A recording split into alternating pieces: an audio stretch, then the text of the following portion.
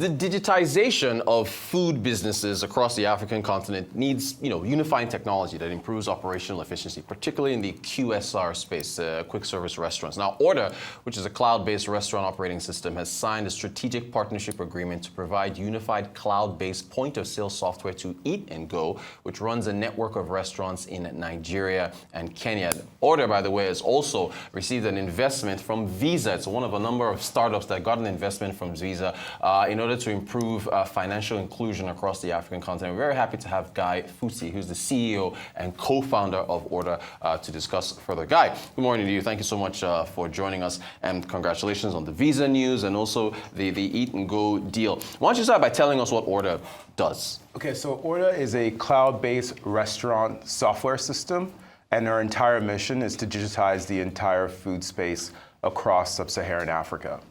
Now, as far as this deal is concerned with Eat and Go, how does this cloud-based system work exactly?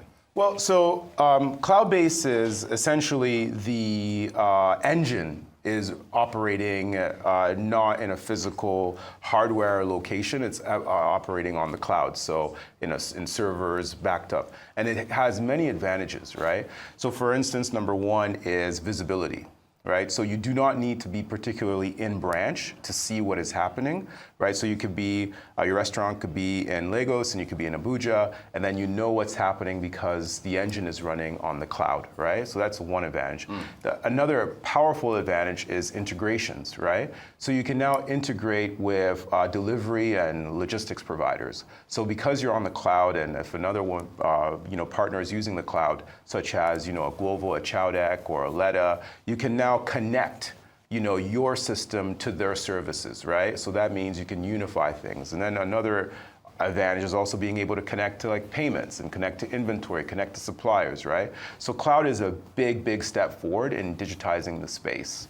Are you using your own infrastructure or hopping on elsewhere? Are the servers in Nigeria or in Kenya? How does that work out? Yeah, everything's been built here in Nigeria. Our engineering team is Nigeria. We have another engineering team in Kenya, right? We built everything in-house. All our engineers live here. We have the servers are in South Africa. And then now we're exploring to bring there's servers now that are being developed here in Nigeria and across Africa, and so we're looking for how to migrate everything back. But that's a recent development, and so we're moving everything here. Pretty cool. Can you speak to the electricity and internet connectivity requirements to run this infrastructure? Right, you always need electricity and internet, right? So, but that's the beautiful part about what I think we've built. That's also the beautiful part about building locally for local customers and the local ecosystem, right? So because I'm African, I live here, right? I understand that we sometimes have certain challenges. So what we did is, we built knowing that we may not always have 100% internet connectivity. So that means that the devices that that are running the software, we back everything up, right? And when the signal of the internet comes back on, right, we feed that to the cloud. And then, so we've built everything to run despite when things aren't optimal. Okay. Now, is what your service you're providing, this deal with Eat and Go? Eat and Go is a franchise. Yeah. Is this tailored for QSR, for quick service restaurants, or kind of a single restaurant or a single bar on a street corner use your software? I love this question, and actually this is really recent development in our story, right? We've been around for a few years now, and we actually started for the small mom and pops, the bukas, right? That was our initial, as they call it, go-to-market, right? And the first mission of our business was, we believe very strongly that there's just two things hindering growth: technology and then finance, right? So you need technology to be able to scale run your business, to know what's going on. So the first sort of software that we built was a simple punching system. So a mom and pop shop would know what is going on in their business. They didn't need to be at the location. They can go and buy their supplies. They can go and drop their kids off at school. They can go and do all that. And then that's how we started. Then we started building inventory management so they can know what the stock is, integrated. We got to about 100 customers that way. We scaled it to 500. And then now, recently, because we've been building for the local infrastructure, we realized that local QSRs as well are in need of digitization. So this is a recent development in our story, but it's really meant for bukas, lounges. That's where we started, the small mom and pop shop, and we still keep building, still keep developing, making sure that our software works for every sector of the restaurant space. Fantastic. You're a digitization evangelist, right? You've read your bio, ex-Jumia, and I think the National Bank of Canada, and so on and so forth. Visa, of course, is looking to, I think, spend about $1 billion across the African continent. They've picked a number of startups to invest in order to improve financial inclusion. And again, congrats. Orda was one of them. When we speak about financial inclusion, we usually talk about it with respect to individuals. How does that work with firms? Is it the same thing, just digitizing them, that's financial inclusion, or? Well, I think digitization is something that benefits all, right?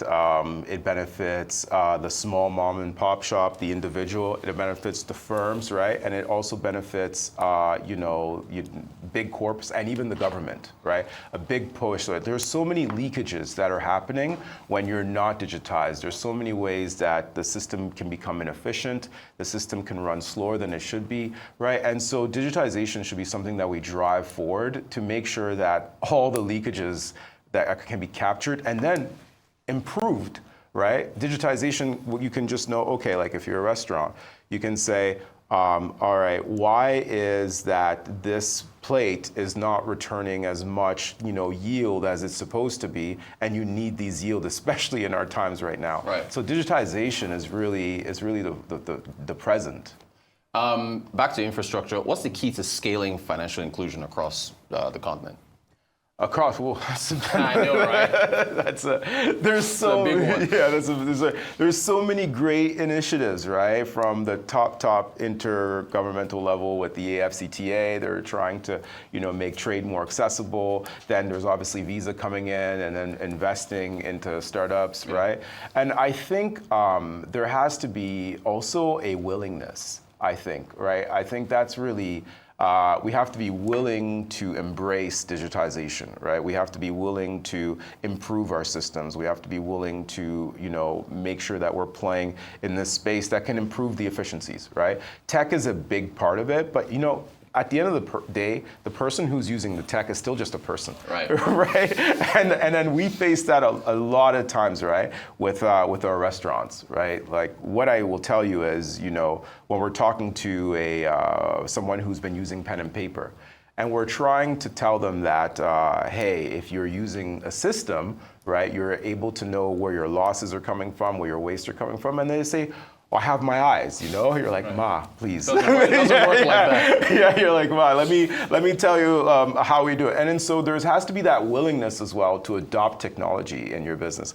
And then that's what we're here for, right? We understand that being one of the first players to really go into this space, that we have to educate as well our restaurants and then our ecosystem to like, okay, this is what we're making, for example, did you know how much, think about how powerful this is. Okay. Right. So you're running your business on pen and paper. Right. And you have a ballpark idea of how much money you're making.